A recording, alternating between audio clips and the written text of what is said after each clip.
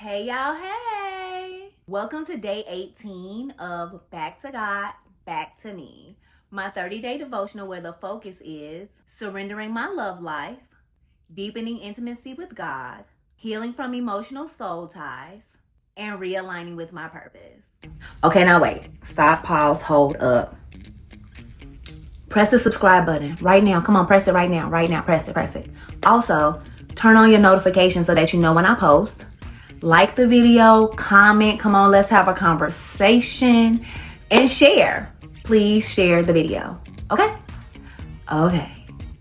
Now that we got that out the way, let me kick this off by saying, Lord, we come to you today, making room for you and giving it all to you.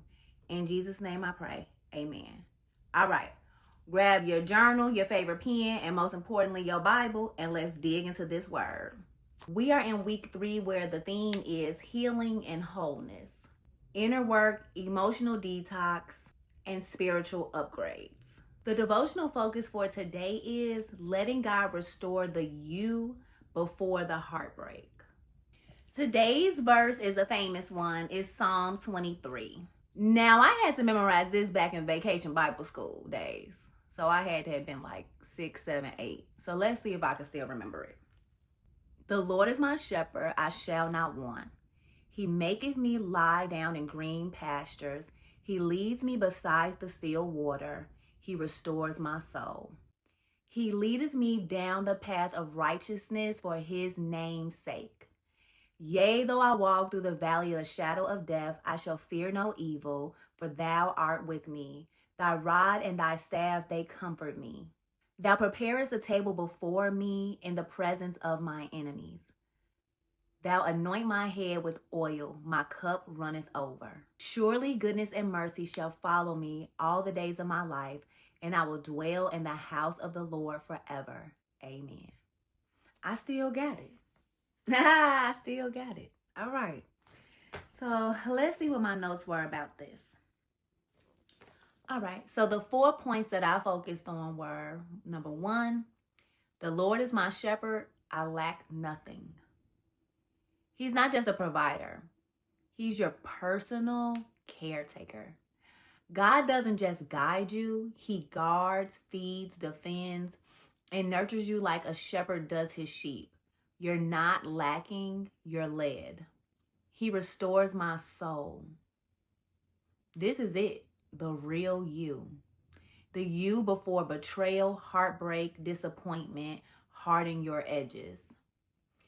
God restores that girl, the soft one, the joyful one, the trusting one. She's still in there.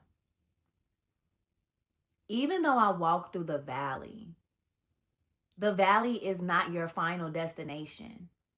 It's a passage, and you don't walk through it alone. God's presence walks with you. Even when you feel numb, triggered, or unseen, that's his comfort. And finally, you anoint my head with oil, my cup runneth over. Anointing symbolizes purpose, favor, and healing. After pain, God pours his oil over your identity, saying you're still chosen, still called, still covered, and your joy will overflow again. Some questions for us to reflect on are, who was I before heartbreak entered the picture? And what parts of her do I want back? Where have I been trying to restore myself instead of letting God do it? Do I truly believe God can still lead me to green pastures after all I've been through? Where do I want to chime in? It's been a minute since my heart was broken. So I don't feel like I'm still triggered or healing from that at this point in my life. Now, it took me a long time to heal from it, but I don't feel like I'm holding on to a heartbreak any longer. I allowed it to tear up my life for a long time, though. That I can definitely admit. So being completely transparent, what healed my broken heart was me and that person attempting again after 10 years. So we were together 4 years. We had a nasty breakup. I was placed back in a space with that person. I still love that person, and I wanted to see if, with us growing apart from each other and having the experiences that we had not being together and maturing and just all the things that we had gone through, I wanted to see if, if this was our moment. It, in fact, was not. We tried for about 5 months. And what I learned in those 5 months was all the reasons why we didn't belong together. And God showed me that that person would never change and could not be what I needed them to be. And also still brought an ugly side of me out.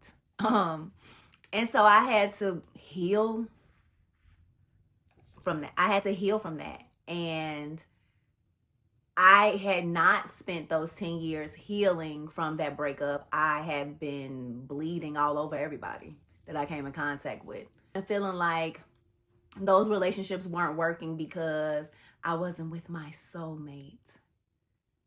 And placing the blame on that. Not because I was a terrible person, not because I wasn't healed, not because I had issues, not because I needed therapy, not because, no, of course, those could not be the reasons. The reasons why those relationships didn't work was because I wasn't with my soulmate.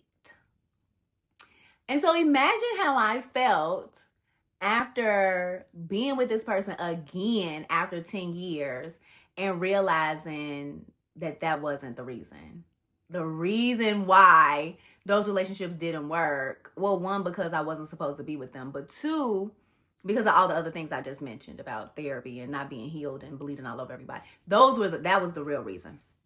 So that really was what I had to deal with, was coming to grips with the reality of the situation.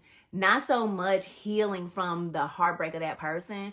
I mean, yes, I had to swallow the pill that we will never be together. But the hardest part for me was me, dealing with me and realizing that sometimes I'm the problem. And, it wasn't just those other people that I encountered over that 10-year span. It was me, too. Me first and foremost. And then whatever issue they came to the table with. But yeah, heartbreak is challenging to deal with. And I feel like it's really up to us how long we gonna deal with it. Some people, bounce back with somebody else, which I don't recommend. I've done that and that doesn't work either. But I think the best thing for us to do is to seek God, seek help from God, seek clarity from God, not closure from the person. That don't help. And seek therapy. Like God and having a relationship with God is great. But I also say seek therapy, because your therapist is able to teach you how to cope with what you're going through. So God plus therapy is a really good thing. It's a great combination. Yeah, so that's my story. Okay. Yes, so I did write myself a little note, and it says, God is walking me back home to myself. He's not restoring what I lost. Thank you, Jesus. He's restoring who I was before the loss. The version I was before the breakup, before grief, before I was carrying the weight of other people's decisions. I was always meant to be whole, soft, hopeful, lighthearted, and God's. So this isn't just about healing from others. This is about God recovering the girl he originally designed. And me, I'm already on my way back. All right, y'all, that's my time. Let's end this with prayer. Dear God, I miss her. The me before the heartbreak, before the pain hardened my heart. I smiled through so much and kept going. But I know you see the places in me that still need restoration. So I'm done pretending I'm okay when I'm not. Be my shepherd again. Lead me beside still waters. Restore the part of me that stopped trusting. Bring joy back into the places where grief tried to take over. I want to laugh without guilt, to love without fear, to hope without hesitation. And I believe you can do that. Thank you for walking with me through every valley and for not leaving me there. In Jesus' name I pray, amen. Now, if this bless you, share it with your homegirl, okay? Put a heart in the comment section and come on back tomorrow so we could continue down this journey together. I love you. God loves you more. Bye.